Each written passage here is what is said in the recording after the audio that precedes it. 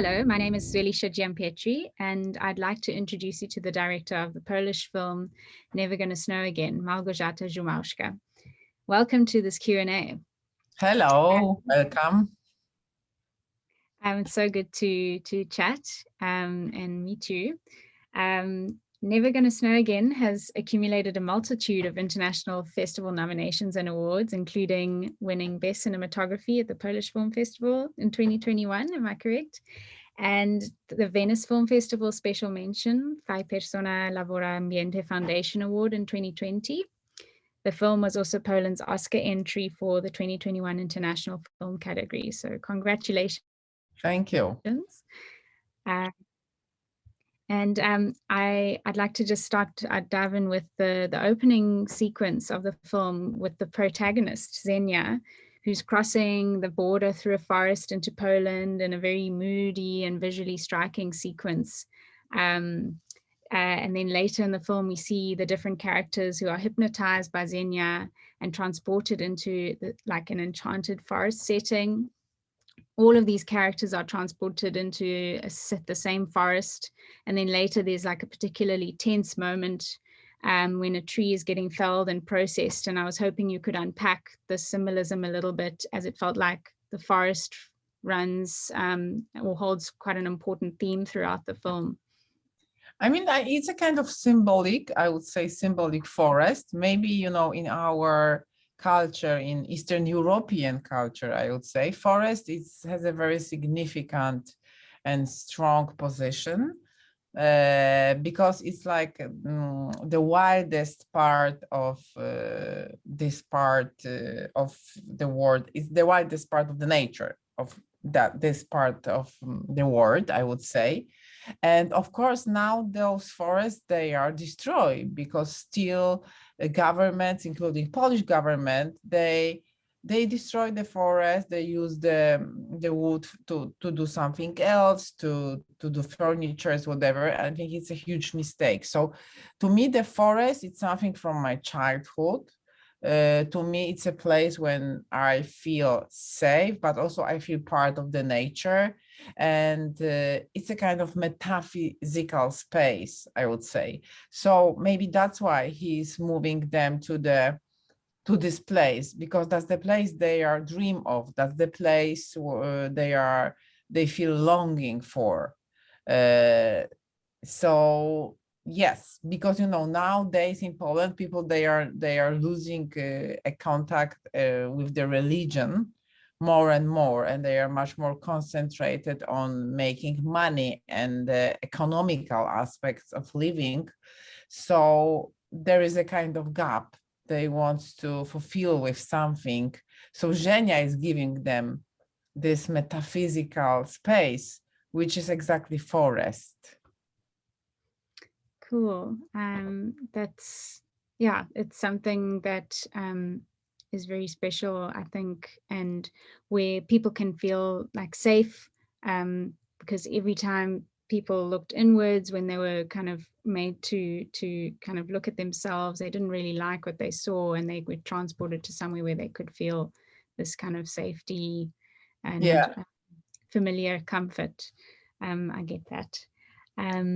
So your portrayal of the social or class inequality in Poland, where on one hand you've got the cookie cutter perfection and suburban elite who live seemingly beautiful lives, but they're actually quite messed up and self-obsessed.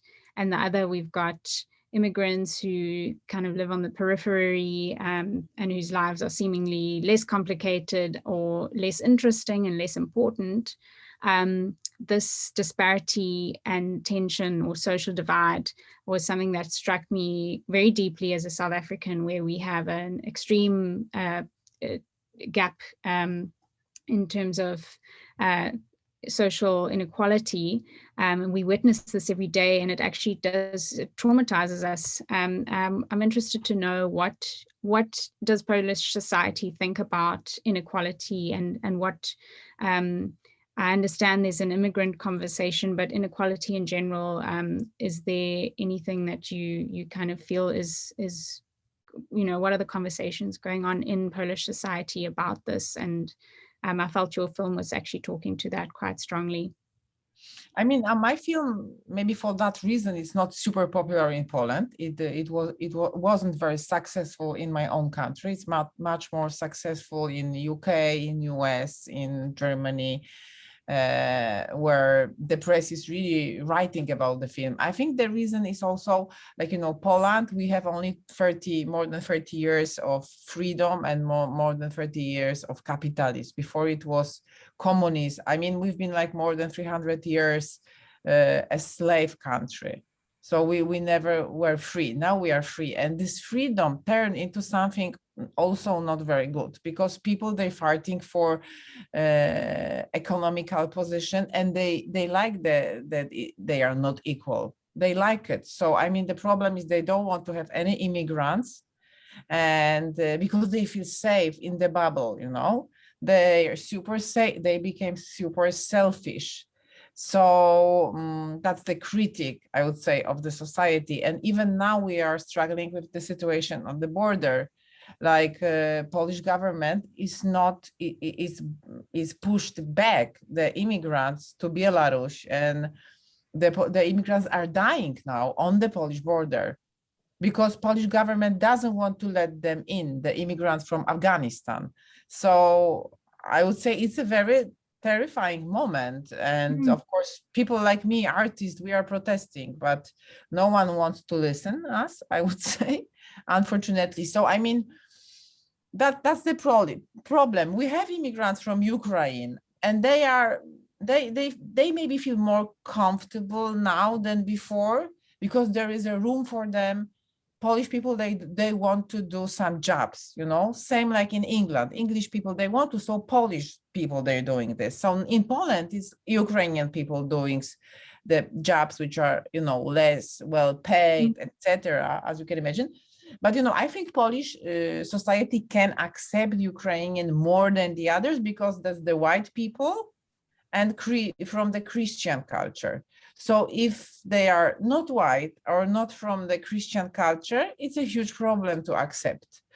So I would call Polish society more and more wealthy. Really, I think we are really getting wealthy, but the price we are paying for that is a huge price of being a kind of locked country for the white people, who are actually not very familiar with immigrants and who wants to be wealthy and not equal at all. So that's the problem, which is growing.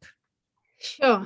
Well, I think then your film is incredibly brave, and it's challenging your people, and it's also amazing then that it's being acknowledged, at least in your national film circles. So well done, and congratulations on opening up that topic. I think it is, it's important.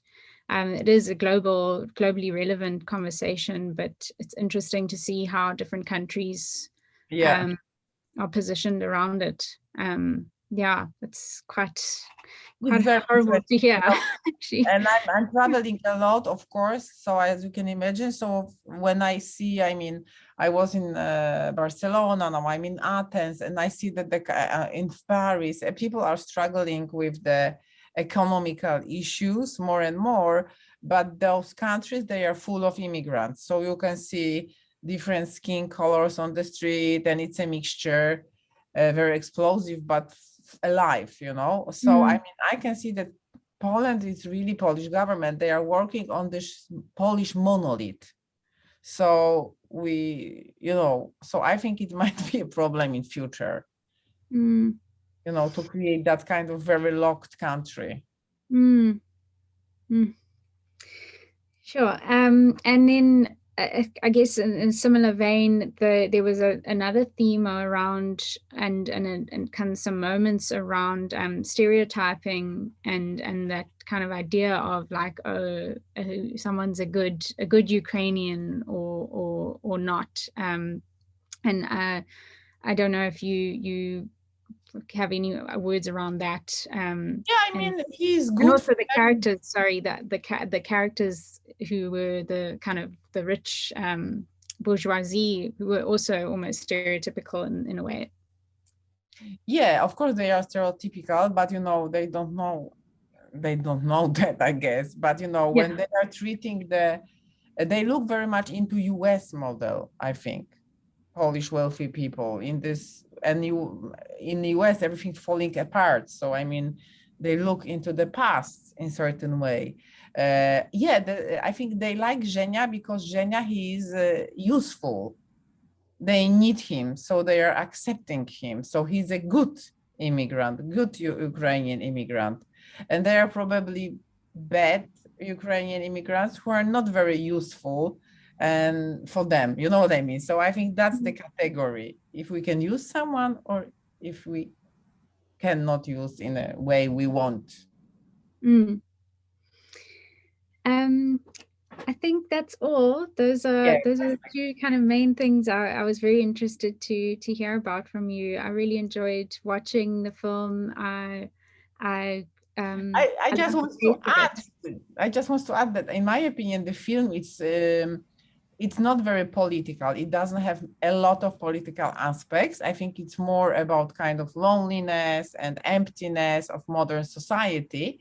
But I think nowadays, because of the situation on the Polish border, other situations, it also gets more political value and aspect than before. So maybe that's why also our conversation, especially also because you are from South Africa, it's turned into more into this political aspect. So I'm not avoiding this because I think the film is like a kind of beast, it's still living, it's still growing.